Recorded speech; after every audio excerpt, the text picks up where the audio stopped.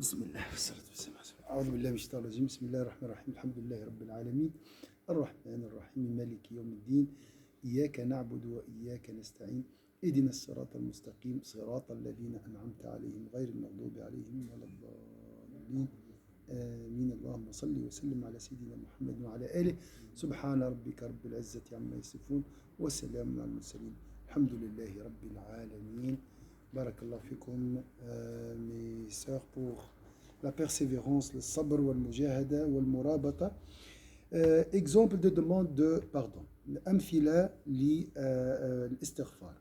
Al-Hassan disait à ce sujet, dites très souvent la demande de pardon. Istighfar dans vos demeures, bouyout. Lorsque vous vous mettez à table, lorsque vous marchez dans la rue et dans vos marchés, lors de vos assemblées, partout où vous les tenez, parce que vous ne savez pas où ni quand vous serez exaucé. فسيدنا الإمام الحسن البصري رضي الله عنه قال استغفر الله. Donc on doit demander à Allah Azza wa Jalla partout. Pourquoi on ne sait pas où ni quand Allah Azza wa Jalla exaucera nos demandes. لا ندري متى يستجاب لنا فنكثر من الاستغفار. الاستغفار نجده وهو يعني رئيسي في الحياة. الطلب من الله عز وجل.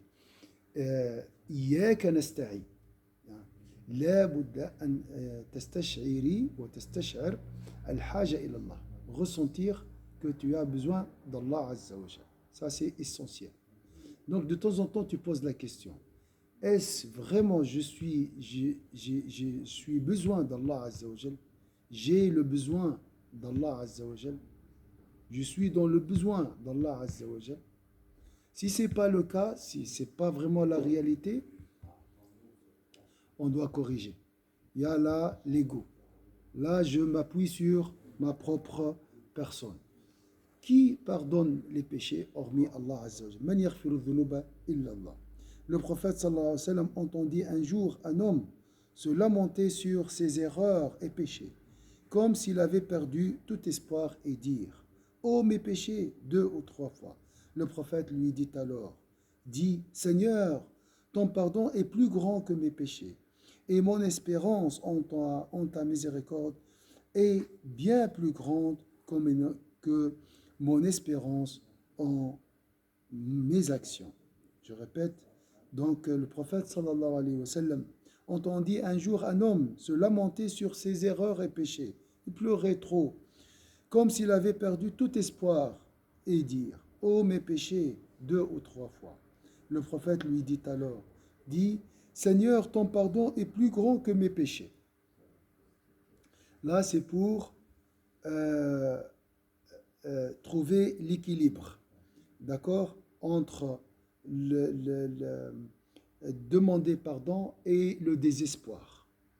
Donc, face à une situation de culpabilité extrême et désespoir, espère le pardon d'Allah Azza wa Jalla. Seigneur, ton pardon est plus grand que mes péchés et mon espérance en ta miséricorde est bien plus grande que mon espérance en mes actions. اللهم مغفرتك أوسع من ذنوبي هذا الأمل ورحمتك أرجى عندي من عملي هذا الثقة في الله وعدم الثقة في النفس.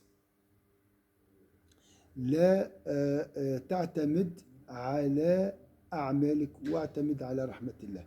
Il ne faut pas s'appuyer sur tes actions, mais plutôt sur la miséricorde d'Allah Azza wa Jal. La première partie, c'est l'espoir. La deuxième partie, c'est le risque de l'autosatisfaction. Je suis satisfait de moi-même. Je n'ai pas besoin de demander pardon. Je me débrouille, je vais faire le nécessaire pour effacer mes péchés. رد بالك لما الإنسان يذنب الذنب مباشرة يطلب رحمة الله عز وجل ويحترم الأوامر لأن الله طلب منا الاستغفار. هو الذي يغفر الذنوب. C'est pas l'istighfar lui-même, c'est pas le fait d'implorer le pardon d'Allah qui efface les péchés mais c'est Allah Azza wa Jal. Et demander qu'Allah efface nos péchés n'est qu'une cause à faire. Donc c'est un joli dua ici.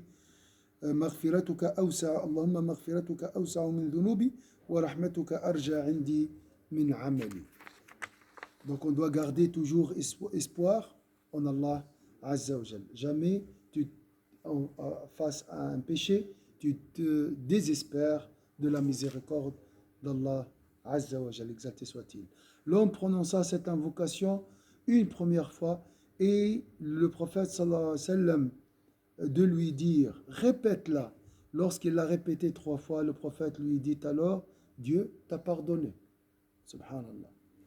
Donc, regardez, avec beaucoup d'espoir, il suffit de répéter cette invocation Allahumma maghfiratuka awsa'u min dhunubi wa rahmatuka arja 'indi min 'amali.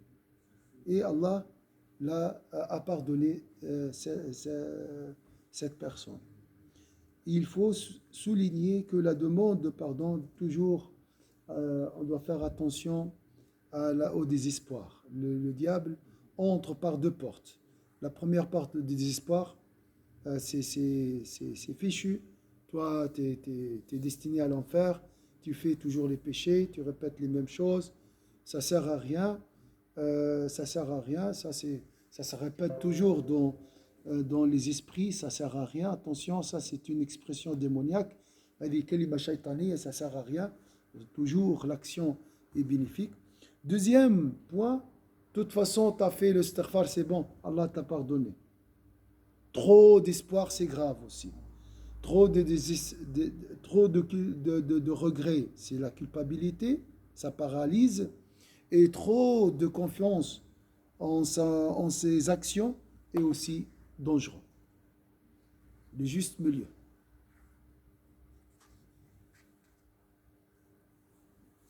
Il faut souligner que la demande de pardon d'Allah Azza wa Jal doit être précédée par le repentir. At-tawba. At-tawba ilallah Azza wa Jal. Aksuha, l'opposé de tawba, c'est faire les péchés et négliger les conséquences. D'accord? C'est Allah Azza wa Jalla qui nous accorde le repentir, et ça c'est une grâce d'Allah Azza wa Jalla. Donc faire la tawba, le repentir, c'est décider d'arrêter de faire un péché. Le repentir sincère s'articule autour de 4 éléments cardinaux. Donc la sincérité, l'importance de la sincérité dans le tawba. At-tawba nasuh wal ikhlas. Arrêter de faire le mal et s'éloigner du péché sur le champ. Si on n'y est pas procédé encore. Donc arrêter de faire le mal et s'éloigner du péché sur le champ si on n'y a pas procéder encore. Si tu n'as pas fait le repentir, fais-le maintenant et décide de ne plus refaire. Et éprouver des remords pour le mal que l'on a fait, mais pas trop. الندم ولكن لا نكثر من اللوم لأن كثرة اللوم تؤدي إلى اليأس والعياذ بالله. Donc il y a l'âme qui nous incite, qui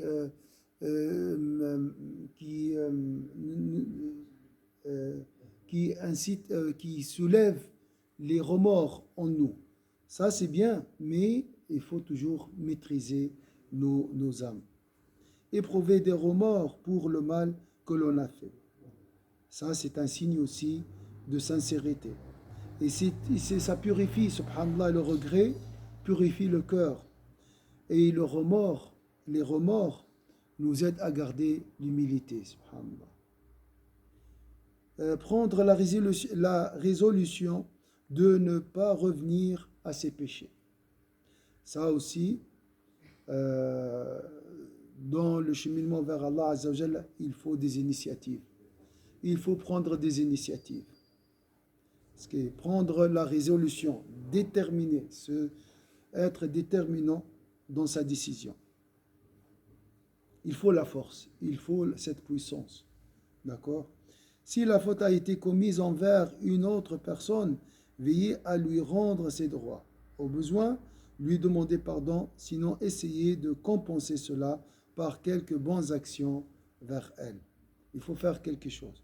Soit demander pardon à la personne à qui tu as fait du mal, ou lui offrir un service. Voilà. Ça fait partie.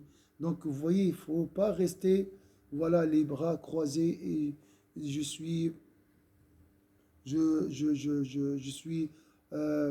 prisonnier de mes remords et de la culpabilité. Il faut faire une action. Directement après le péché, Bismillah, tu fais l'oudou, tu fais 2 rak'at, tu invoques Allah Azza wa Jalla, tu vas à la mosquée, tu ouvres le Coran. Il ne faut pas rester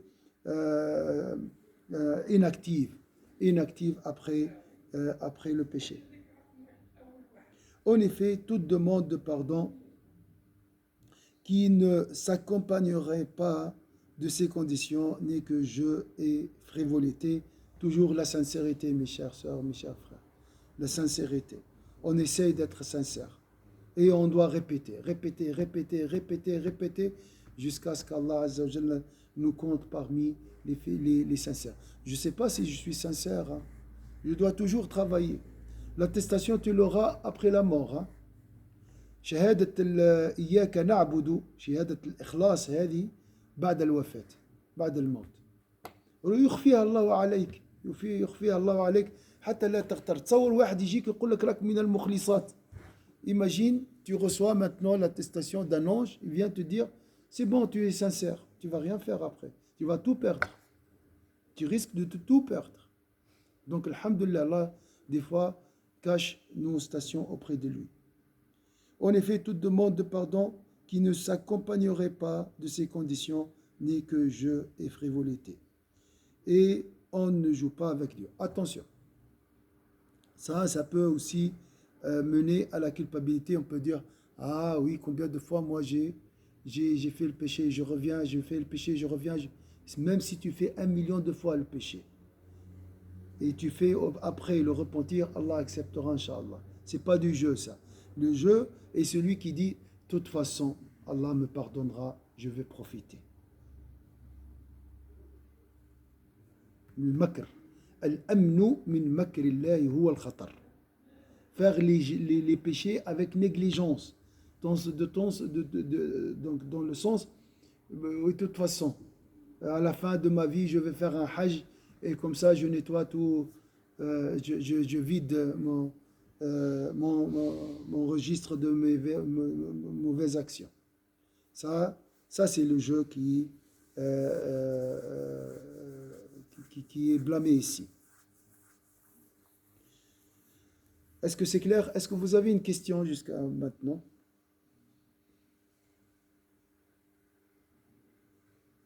Voilà.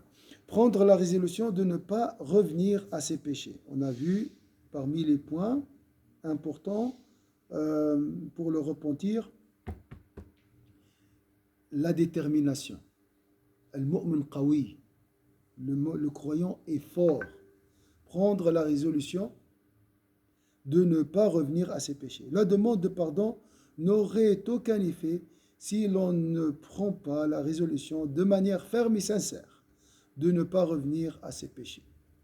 Inch'Allah, vous prenez des décisions dès maintenant après ce cours. Inch'Allah, faire de bien. Alhamdulillah, vous êtes loin des péchés, alhamdulillah, mais prenez des initiatives concernant faire le bien, Inch'Allah, ainsi que de prendre toute disposition qui renforce cette décision. C'est bien l'intention, c'est bien les souhaits, c'est bien les vœux, mais il faut l'action, le cheminement. J'ai fait un péché, mais qu'est-ce que tu as fait après?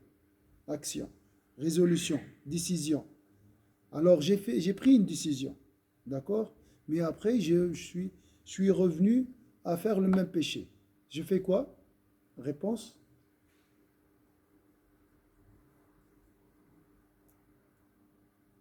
Donc j'ai fait un péché. J'ai pris une résolution, une décision, une détermination. J'ai décidé de ne plus faire le péché. Après un moment, j'ai refait la même chose. Je fais quoi? Ah, c'est plus fort que moi, hein. On fait, on fait l'istighfar. Mais il y a autre chose avec l'istighfar.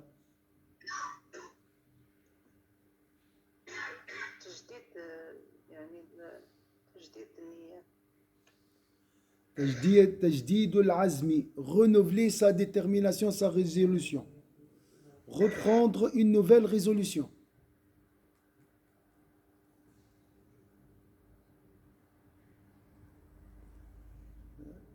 Voilà. Donc, toujours, il y a cette.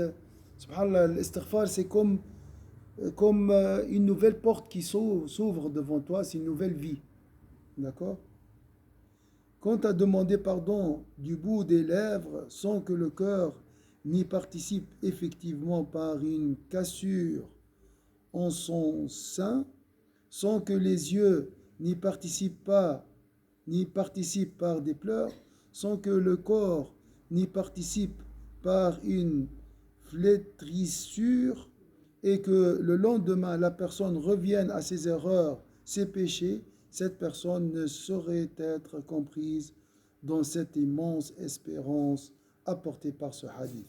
C'est une demande de pardon mensongère que se faire. Or, rien d'autre que la sincérité profonde ne peut sauver. Donc, tu fais une intention sincère, mais si tu reviens à faire le même péché, tu renouvelles, Inch'Allah, ton intention et tu implores Allah Azza wa Jalla, et etc. Tu insistes, tu insistes, tu insistes, jusqu'à, Inch'Allah, atteindre la sincérité. Il faut savoir que l'istighfar a été une pratique constante et soutenue de la part de notre prophète sallallahu alayhi wa sallam. On a vu que le prophète sallallahu alayhi wa sallam, notre modèle excellent, répétait cette expression de l'istighfar plus 70 fois, hein, dans ses assises. نسأل الله عز وجل أن يغفر لنا ذنوبنا qu'Allah nous pardonne, Inch'Allah. Alhamdulillah, tusallun, tadhkurun, wasilu, continuez, Inch'Allah, il n'y aura que le bien, Inch'Allah. Est-ce que vous avez une remarque à ajouter?